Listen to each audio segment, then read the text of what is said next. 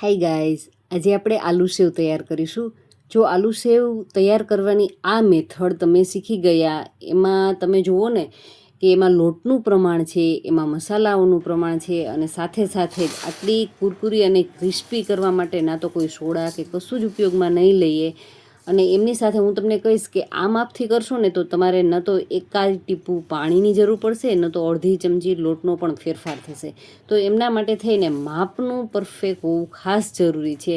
અને એવી ટ્રીકની સાથે તૈયાર કરીશ કે તમારા જે સેવ પાડવાનો જે સંચો હોય છે, મશીન હોય છે, એમાંથી બિલકુલ જ લોટ છે એ ફસાશે નહીં. આસાનીથી ફસાયા વગર બિલકુલ એક સરખી અને ચટાકેદાર મસાલાની સાથે આપણે તૈયાર કરીશું. તો હા, એમના માટે સૌથી પહેલાં મેં 4 નંગ જેટલા બટેટા લીધા છે, અને વજનમાં જોઈએ તો લગભગ 300 ગ્રામ જેટલા બટેટા છે. હવે જુઓ, બટેટાને બાફવામાં પહેલાં તો એ વાત યાદ રાખવાની કે બટેટું હંમેશા આખું જ બાફવાનું, કારણ કે એ પાણી ઓછું લેશે, એટલે ભેજનું પ્રમાણ એમની અંદર ઓછું રહેશે. અને સાથે સાથે કે જ્યાં સુધી બટેટું ફાટે નહીં ને ત્યાં સુધી એમને બાફવાનું છે. એટલે 4 થી 5 વિસલ લેશે એટલે સરસ મજાના બટેટા છે આ રીતના બફાઈ જશે.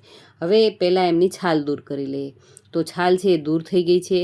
હવે આપણે એમનું એકદમ ઝીણું છીણ કરવા માટે થઈ શું કરીશું કે આ રીતનું જે ગ્રેટર હોય કે જેમાંથી આપણે આદું ખમણતા હોઈએ, બસ એ જ ખમણ થાય ને એકદમ ઝીણું, એ જ આપણે ગ્રેટર લેવાનું છે. આમનાથી મોટી સાઇઝનું જે ગાજર ખમણતા હોય, પપૈયું સંભારા માટેનું ખમણતા હોય, એ બિલકુલ જ નથી લેવાનું.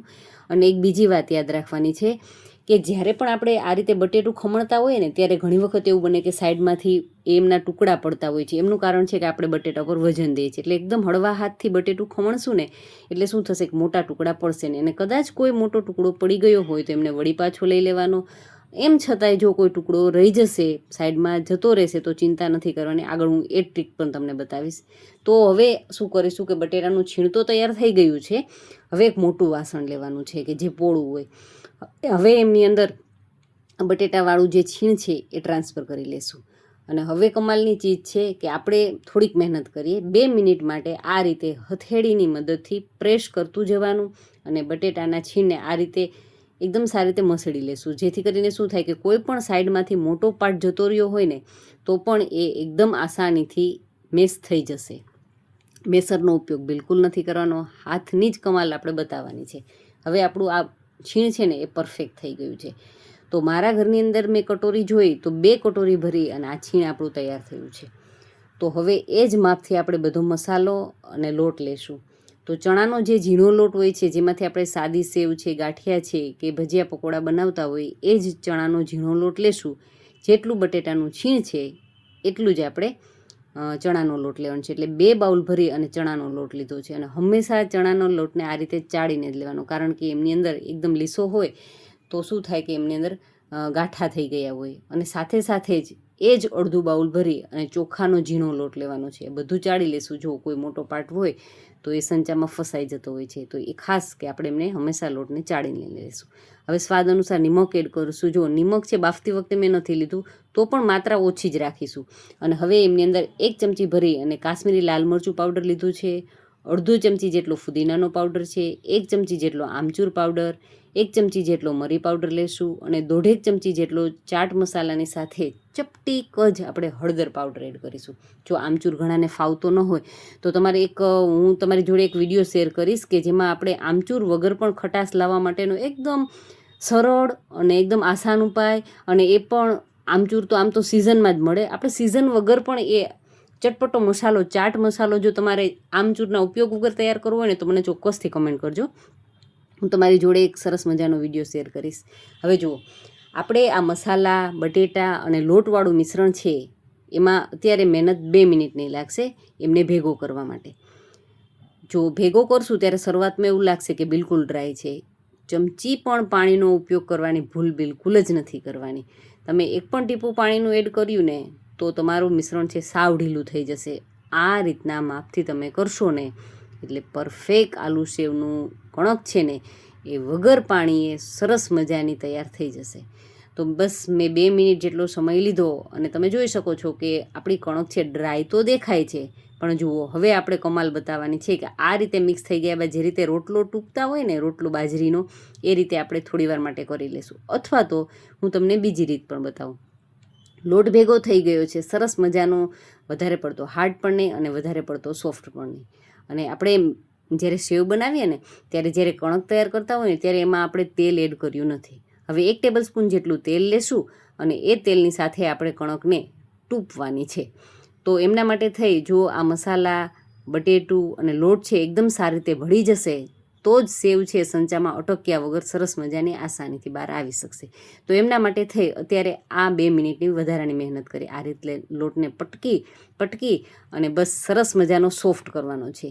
2 મિનિટ માટે આ રીતે કરશો ને એટલે ખૂબ જ સરસ છે એ લીસો લોટ છે ને તૈયાર થઈ જશે. અત્યારે જે દેખાય છે ને ઉપરથી બિલકુલ જ ખરબચડો લોટ, પણ એકદમ સરસ આ રીતે 2 મિનિટની 1 ટેબલ સ્પૂન તેલની સાથે મહેનત કરશો એટલે એનું રિઝલ્ટ હું તમને બતાવું કે આ રીતનું કણક છે એ તૈયાર થઈ જશે.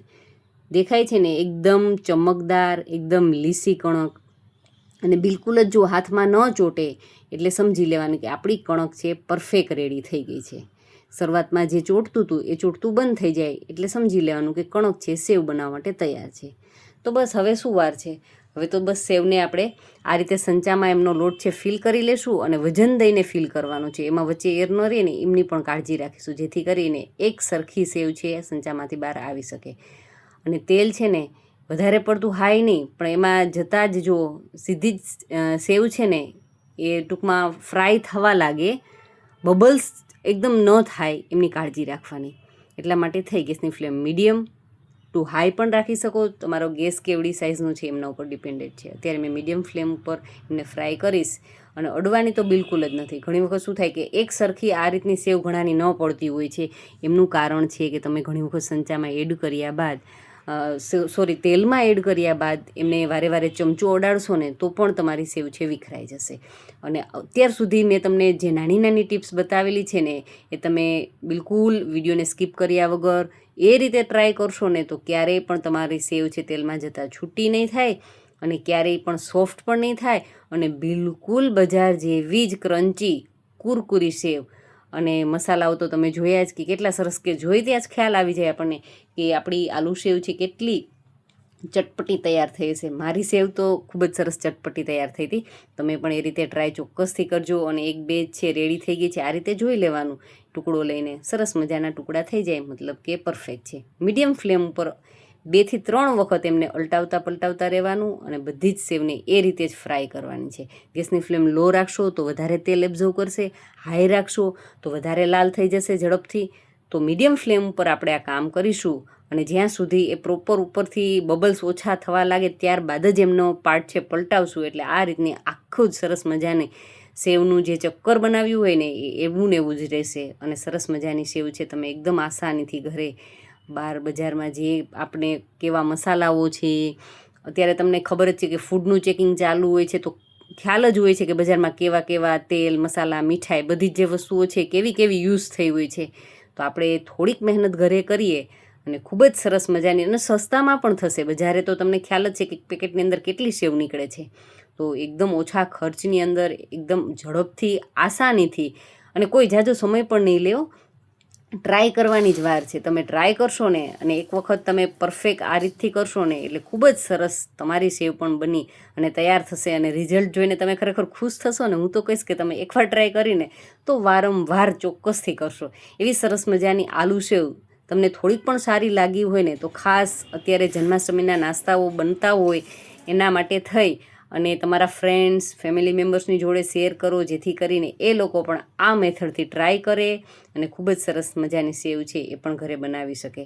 તો વિડીયો ગમ્યો તો વિડીયોને લાઇક કરી, ચેનલને હજુ સુધી સબસ્ક્રાઈબ કરવાની બાકી હોય તો ચેનલને ચોક્કસથી સબસ્ક્રાઈબ કરી લેજો. Thank you for watching this videos.